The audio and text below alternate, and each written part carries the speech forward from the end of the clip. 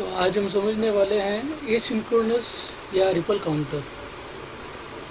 देखिए, अभी तक की जो क्लास थी उसमें हमने सिंक्रोनस काउंटर समझा। सिंक्रोनस काउंटर ऐसा काउंटर होता है जिसमें कि सभी फ्लिप फ्लॉप में सेम क्लॉक पल्स दी जाती है। सभी फ्लिप फ्लॉप में सेम क्लॉक पल्स होगी तो उससे क्या होगा कि सभी फ्लिप फ्लॉप में एक ही साथ ट्रांजिशन होता है। जो भी फ्लिप फ्लॉप पे इनपुट है उसके अकॉर्डिंगली एक साथ उनमें ट्रांजिशन होता है। जबकि जो एसिंक्रोनस काउंटर है उसमें ऐसा नहीं है, उसमें सभी फ्लिप फ्लॉप में एक ही क्लॉक पल्स नहीं दी जाती है। इस प्रकार के काउंटर को हम एसिंक्रोनस कहते हैं। एसिंक्रोनस काउंटर को रिपल काउंटर भी कहते हैं।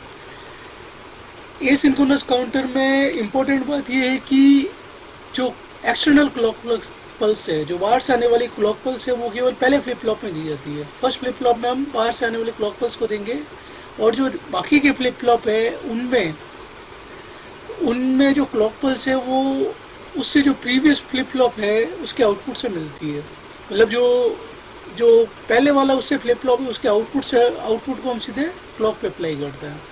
तो इस प्रकार का जो काउंटर है इसे हम एसिंक्रोनस या रिपल काउंटर कहते हैं। रिपल काउंटर हम इसलिए कहते हैं क्योंकि इसके अंदर जो आउटपुट है, अलग अलग फ्लिप फ्लॉप को जो आउटपुट है वो रिपल की तरह आगे बढ़ता है। जैसे अगर पानी में अगर हम कोई चीज़ गिराते हैं तो उसमें जिस तरीके से तरंगे उठती है, जैसे रिपल एक के बाद में एक आगे बढ़ती है, वैसे इसमें भी एक फ्लिप फ्लॉप के बाद में दूसरा इस तरीके से आगे बढ़ते हैं वो। तो अपन इसकी वर्किंग समझेंगे। आज मैं आपको इसकी वर्किंग एक बार समझाने की कोशिश करता हूँ। कल अपन एक बार इसका पूरा एक बार अपन पूरा एक डिज़ाइन करेंगे, हाथ से बना के भी देखेंगे। ठीक है, तो आप एक बार मैं आपको एक 3 बिट का एसिंक्रोनस जो काउंटर होता है वो अपन देखेंगे कि वो कैसे अपन ने तैयार किया है। तो ये देखिए, आप आपके सामने एक एसिंक्रोनस रिपल काउंटर है। सबसे पहले देखो, इसको डिज़ाइन करने के लिए जो प्रोसीजर है इसमें नंबर 1 है कि टोटल कितनी स्टेट है या आपको कितने मोड का काउंटर है या कितने बिट होनी चाहिए। जैसे कि हमने यहाँ पे एक डिज़ाइन किया है 3 बिट का एसिंक्रोनस काउंटर। तो जितनी बिट होगी, जैसे इंपॉर्टेंट बात है, जितनी बिट होगी उतने फ्लिप फ्लॉप अपन ले लेंगे। जैसे आप देख सकते हैं यहाँ 3 बिट का रिपल काउंटर है तो हमने यहाँ पे 3 फ्लिप फ्लॉप ले लिए। सबसे पहली बात ये काफ़ी इजी है, आपने 3 फ्लिप फ्लॉप ले लिए हैं। 3 फ्लिप फ्लॉप लेने के बाद में देखिए, आप जो क्लॉक है यहाँ पे, ये सबसे पहले वाले पे अपन ने क्लॉक दी है। ये देखिए, ये क्लॉक इस पे लगा रखी है, एक्सटर्नल क्लॉक पल्स है ये। और जो बाकी वाले हैं उस पर अपन ने इसका जो आउटपुट है, पहले का आउटपुट ये दूसरे क्लॉक पे, दूसरे का आउटपुट तीसरे क्लॉक पे लगा रखा है। तो इसमें हम इस प्रकार से इसको कनेक्ट करते हैं। ये इंपॉर्टेंट है कि इसको किस प्रकार से हम कनेक्ट करते हैं। तो ये आपने, और इसके जे और के दोनों हमने इसलिए मिला रखे हैं ताकि ये जे के फ्लिप फ्लॉप जो है वो टॉगल की तरह काम करे। टॉगल, जब जे और के दोनों पे अपन हाई इनपुट देते हैं, जब दोनों पे 1 इनपुट दिया जाता है तो जे के flip flop T flip flop या टॉगल फ्लिप फ्लॉप की तरह काम करता है। तो आप इसमें देखिए, आप इसकी वर्किंग थोड़ा अपन समझने की कोशिश करेंगे। देखिए आप इसमें क्या हो रहा है। ये फर्स्ट है, ये टॉगल फ्लिप फ्लॉप है। टॉगल फ्लिप फ्लॉप का मतलब ये होता है कि जैसे इस पर क्लॉक पल्स आएगी वैसे ही ये प्रीवियस स्टेट से टॉगल करता है, मतलब उसका कॉम्प्लीमेंट मिलता है हमें।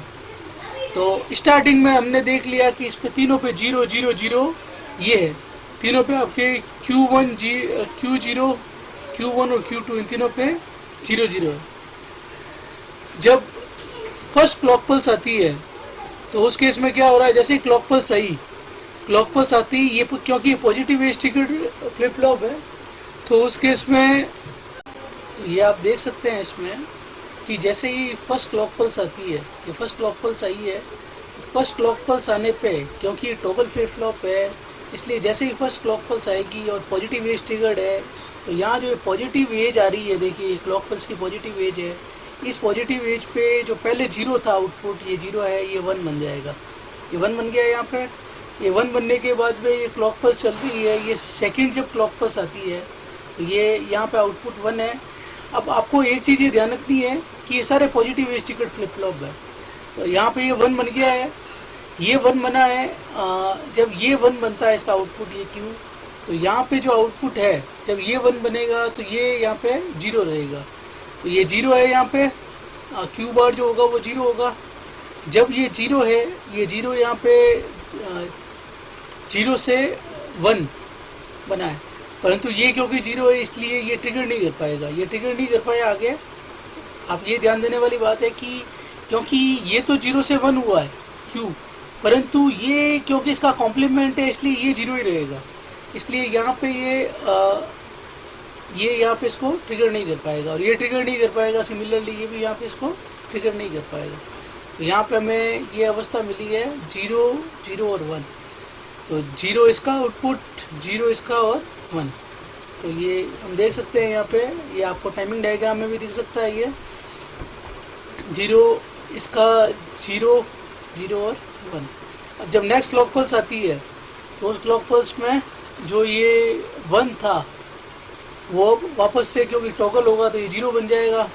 जब ये 1 से 0 हो रहा है तो इसका जो कॉम्प्लीमेंट है वो 0 से 1 हो जाएगा। जब 0 से 1 होगा तो ये यहाँ ट्रिगरिंग करेगा।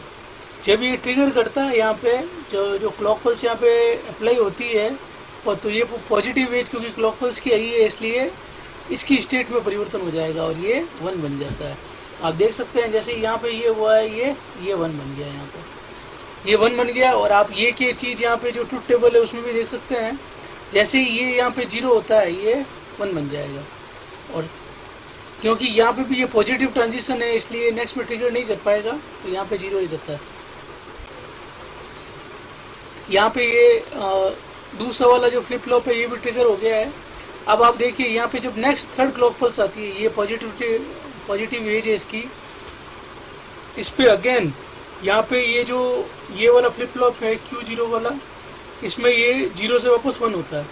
जब ये 0 से 1 होगा तो ये अपन ने देखा है कि यहाँ पे कोई भी परिवर्तन नहीं कर पाता है, सिमिलरली यहाँ पे भी कोई परिवर्तन नहीं होगा। अब जब नेक्स्ट क्लॉक पल्स आती है तो ये 1 से जब 0 बन रहा है, ये 1 से 0 होगा। जब 1 से 0 हो रहा है तो उस केस के अंदर यहाँ पे ये क्योंकि ये इसका जो कॉम्प्लीमेंट वाला आउटपुट है इसको कंसिडर कर रहा है। जब ये 1 से 0 बनेगा तो ये वाला जो कॉम्प्लीमेंट वाला है वो 0 से 1 होगा, यानी पॉजिटिव एज होगी। तो आप यहाँ देखिए ये वापस है, इसमें भी ये 1 से 0 हो जाता है, ये टॉगल हो जाता है। तो ये कि ये देखिए यहाँ 1, ये जो Q0 है ये हर क्लॉक के बाद में टॉगल हो रहा है। आप देखिए 0 1 0 1 0 1 0 1 इस लास्ट कॉलम में चल ही रहा है। ये वाला जो है ये 2 के बाद में ट्रिगर हो रहा है, 0 0 1 1 0 0 इस टाइप से चलता है। और सिमिलरली ये जब इसमें भी सेम वो फिनोमेना है, जब यहाँ पे ये जो कॉम्प्लीमेंट वाला आउटपुट है 0 से 1 होगा तो उस केस में यहाँ पे ये इसको टॉगल करवा देगा। तो इस प्रकार हम देखते हैं कि जो आउटपुट हमें मिल रहा है वो एक तरीके से 0 से लेके 7 तक काउंटिंग है, और जब 1 1 1 आता है तो उसके बाद में वापस तीनों ही 0 हो जाते हैं। तो ये रिपीटेडली काउंट चलता रहता है। तो आप देख सकते हैं कि जो इसमें आउटपुट हमें मिल रहा है, जो आउटपुट एक रिपल की तरह आगे बढ़ रहा है, इसीलिए एसिंक्रोनस काउंटर को हम रिपल काउंटर पे कहते हैं। आप देख सकते हैं कि इसमें जो सिंक्रोनस काउंटर होता है और एसिंक्रोनस काउंटर होता है, उन दोनों में बेसिक डिफरेंस है। सिंक्रोनस काउंटर में सभी फ्लिप फ्लॉप पे सेम क्लॉक पल्स लगती है, जबकि यहाँ देख सकते हैं आप कि सभी पे सेम क्लॉक पल्स नहीं लग के एक्सटर्नल क्लॉक पल्स केवल एक ही पे लग रही है, बाकी सब पे जो प्रीवियस फ्लिप फ्लॉप है उसका आउटपुट हम अप्लाई कर रहे हैं। तो यहाँ पे क्योंकि आउटपुट है वो लगातार बढ़ रहा है, 0 से 7 तक जा रहा है, तो इस प्रकार के काउंटर को हम अप काउंटर कहते हैं, क्योंकि ये काउंटिंग अप हो रही है। तो ये हमने इसमें रिपल काउंटर के बारे में पढ़ा। नेक्स्ट क्लास में हम इसके डाउन काउंटर के बारे में देखेंगे। Thank you.